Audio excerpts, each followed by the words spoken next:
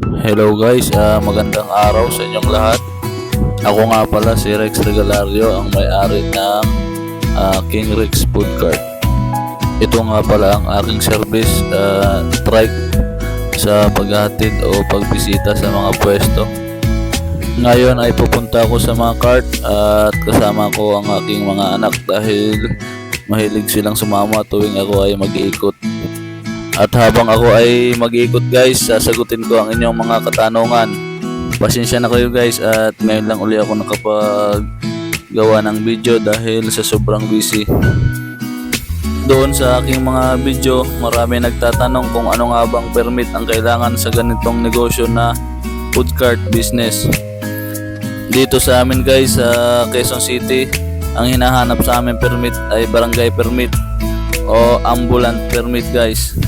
Pero bago ka makakuha ng ambulant permit, hahanapan ka muna ng sanitary permit. Sa sanitary permit naman guys, kailangan ng medical. Barangay din ang magbibigay kung anong medical ang kakailanganin mo. Sa medical naman guys, gumastos ako ng 500 pesos. At ang barangay permit naman dito guys sa amin sa Quezon City ay may halaga na 1,100. Kaya gumastos ako sa medical, sanitary permit, barangay permit ng 1,600. Kasi yung sanitary permit wala namang bayad yun, bali sa medical ka lang magbabayad. Tapos may nagtatanong din sa akin guys kung anong bigas ang aking ginagamit sa Java Rice. Ang ginagamit kong bigas sa Java Rice ay Thai rice. Ito ay Gold Cup, Magic Castle or Bachelor. Pero ang kalimitan kong ginagamit ay Gold Cup kasi yun lagi ang available dito sa amin. Yung mga nagtatanong guys tungkol sa Toyo Mansi, kung nagbibigay pa ba ako ng kalamansi sa customer, hindi na ako nagbibigay ng kalamansi dahil timplado na ang ating Toyo Mansi guys. Mayroon din nagtatanong sa akin kung gaano katagal bago masira ang Toyo Mansi. Dito sa akin guys, 3 araw lang nasisira na yung Toyo Mansi. Kaya kung gagawa kayo ng Toyo Mansi, yung tansyahin nyo kung yung mapapaubos nyo lang guys. Sa Toyo Mansi guys, pag may nakita kayong mga nakalutang na kulay puti, huwag nyo na itong gamitin dahil ito ay sira na. Yun ang palatandaan na sira na ang Toyo Mansi pag mayroon ng nakalutang na mga kulay puti guys. Kung gusto nyong malaman guys yung kung paano niluluto yung Toyo Mansi, meron akong video dyan sa aking mga videos guys, at saka kung paano lutuin ng tama yung ating rice, yung Java Rice. Meron na rin akong video nyan guys, hanapin nyo lang guys sa video list ko. Yung mga nagtatanong naman tungkol sa chili garlic guys, kung gaano katagal bago masira ang chili garlic.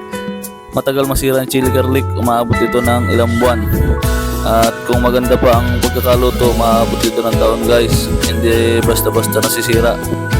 Mayroon na rin akong video nito guys, ang chili garlic.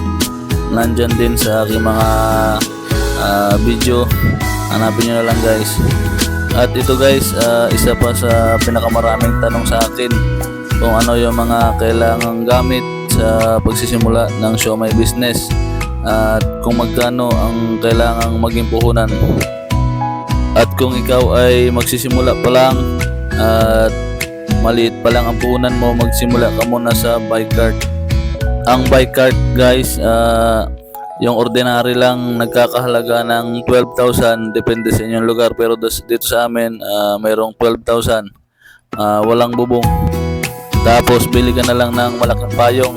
Ang payong dito sa amin, yung medyo malaki, mayroong 1.2 hanggang 1.5. Kaya ang magagastos mo sa cart at payong ay 13.5.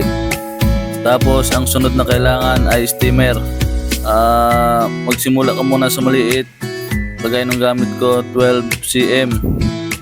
Ako guys, kahit malakas na yung benta sa akin, hindi ako gumagamit ng malaking steamer dahil ang inaiiwasan ko ay yung malata ang siomai guys. Mayroon din akong video dyan guys kung paano ang paraan ng tamang pagluluto ng siomai. Pag ang mga diskarte sa steamer para hindi malata guys. Tapos Ito yung isang pwesto ko guys dito sa Campo Payatas. Ayan, yung may ilaw na yan guys. Hindi lang ako makatigil kasi medyo traffic. Ayan, yan guys yung aking pwesto na cart. And laging maraming tao dyan guys, dahil kilala na rin yung siomay ko dyan.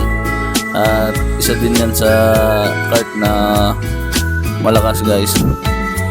Yung medyo maliit guys na steamer, yung sinasabi ko na 12 cm, dito sa amin ay nagkakalaga ng 1,200.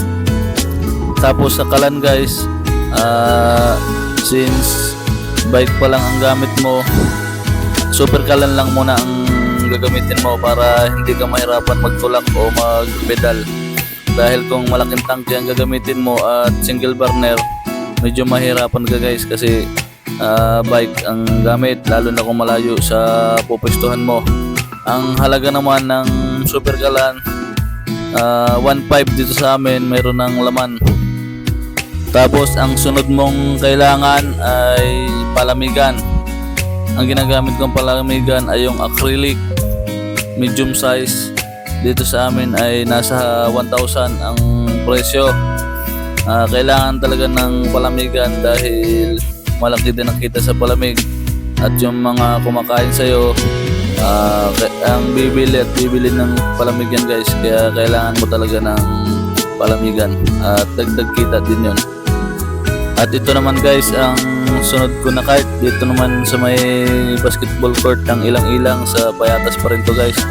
Ayan, hindi rin na makatigil kasi may kasunod na sasakyan sa huli. Ayan, medyo konti lang ang bumibili kasi walang laro. Pero ganyan guys, tsaga-tsaga lang.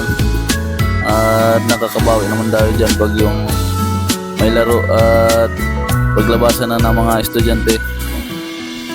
Ang sunod mo naman na kailangan ay mga lagayan ng sauce, lagayan ng bote ng Toyo Mansi.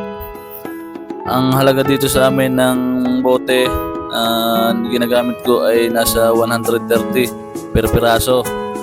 Ngayon nagsisimula ka pa lang, pwede mo namang gawin na tigi-isa lang. Isang lagayan ng Toyo Mansi, isang lagayan ng chili garlic, isang lagayan ng fried garlic. Yung lagayan naman ng chili garlic at fried garlic, garapon yun na medium size lang, nasa halagang 100 lang per peraso guys. Kaya yung dalawa nasa 200.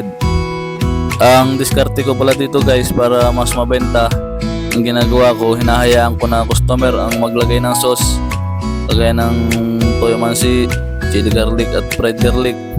Kasi para sa akin, sa tagal ko na nagtitinda ng ganitong siomay, mas nakakaakit sa customer na sila ang maglalagay guys. Ang sunod mong kailangan naman guys, tong. Nasa 100 pesos din yung magandang tong.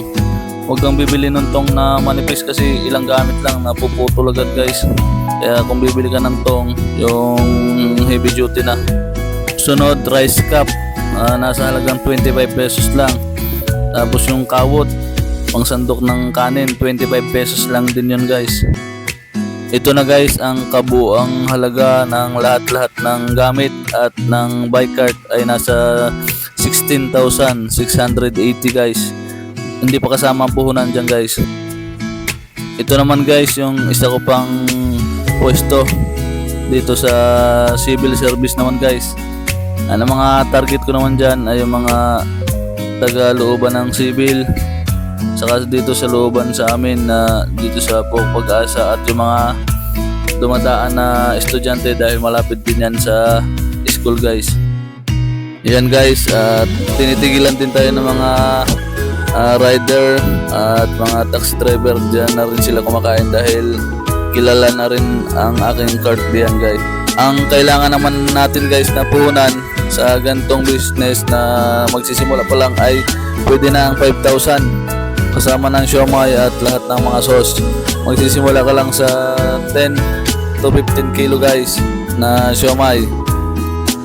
Kaya ang kakailanganin natin guys na puhunan kasama na lahat ng gamit, cart at yung 5,000 na pang simula natin ay 21,680 guys. Pero paalala lang guys, bago ka magsimula ng ganitong negosyo, unahin mo muna na maghanap ng magandang pwesto guys.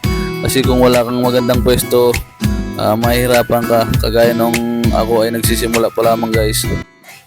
At ito naman guys ang aking pwesto, yung maliwanag na yan. Ang paninda ko naman dyan, burger, fries, siomai rice at iba-iba. Maraming paninda dyan guys. At malakas din dyan, ngayon lang medyo konti ang tao guys. Paano guys, hanggang dito na lang ang aking video. Sana ay may nakuha ulit kayong aral sa aking konting ibinahaging kaalaman sa inyo guys. At sana yung mga gustong magsimula dyan ng ganitong business ay makapagsimula na rin kayo guys. At hanggang sa muli, maraming salamat.